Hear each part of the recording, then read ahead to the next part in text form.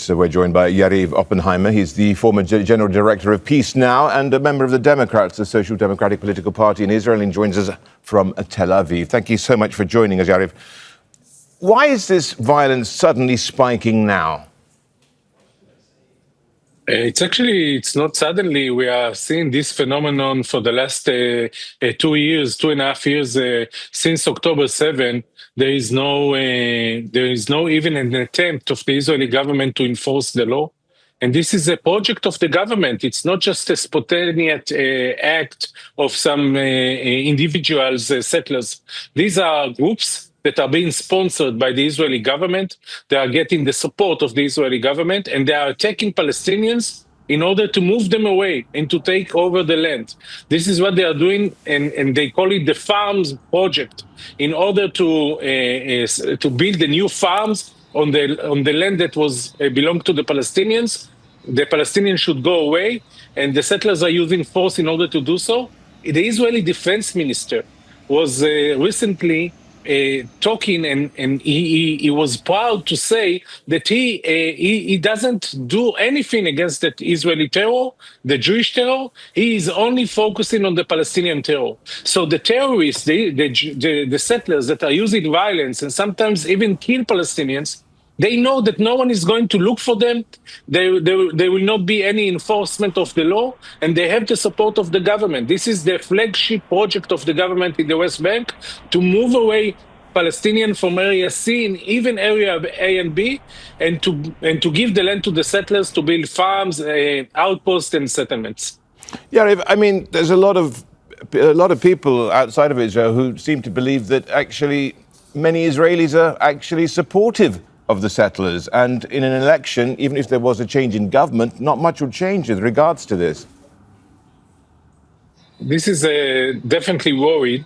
First of all, we have the most right-wing government ever, and the policy is totally unacceptable. It's a disgrace for any Israeli that settlers can do whatever they like in the West Bank, including to attack in a vicious way Palestinians, and there is no accountability, nothing. I hope and I believe that the new government, maybe it will not be the government that will push forward a peace treaty with the Palestinians, but then definitely will be more obligated to enforce the Israeli law and to make sure that Israelis are not attacking Palestinians without any reason, without any excuse even. And the international community has the role here to play. Today, it's very clear that with this government, it's a dead end. This government will not do anything against the settler violence. They support the settler violence. But the new government will have to see new opportunities in the world, but also new pressure coming from Europe, definitely, but hopefully also from the United States, that will encourage the more moderate forces in the government to deal with this phenomenon and to stop, at least to enforce the law in the first step. So I believe that there will be a change, because such a government that support the Jewish terrorism, it's hard to imagine that this will be the case in a few months' time. Yariv, I mean, we've had hundreds of former Israeli military, diplomats, academics, even some old politicians, ex-politicians also joining in and really asking the US and Donald Trump to put pressure on Netanyahu, and that's maybe something he might have done at yesterday's meeting at the White House. But the point here is, it seems to fall on deaf ears.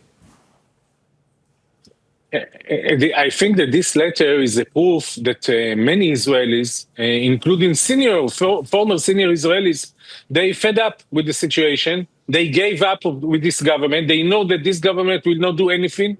The Israeli Supreme Court will not do anything.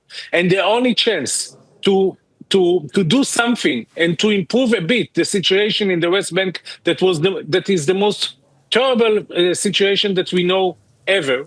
So the only way to do it is to pressure Israel from the outside, because this current government, not only that it doesn't do anything against the terror, it supports the Jewish terror. It sponsors the Jewish terror. It ordered the Israeli police and the Israeli security forces not to deal with these people and to allow them to do almost whatever they like. And we see that this terrorist attack from Jewish people is coming not only from the settlements, but from the settlers. It's also coming from some of the Israeli soldiers. And the Israeli army is not doing anything in order to stop it. We see video clips of Israeli soldiers doing whatever they like in the West Bank, including attacking innocent Palestinians without a reason.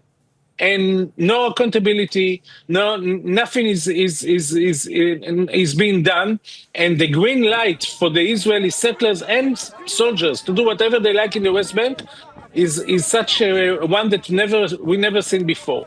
Therefore, this letter is a way to say we gave up of the Israeli government. We know that nothing will change inside Israel, and the only way to do something in order to improve the situation is to pressure Israel from the outside. Of course, the United States is the number one key element here. And if Trump will insist on this issue, so Netanyahu cannot undermine and to say that it's something small, he will have to do something as well.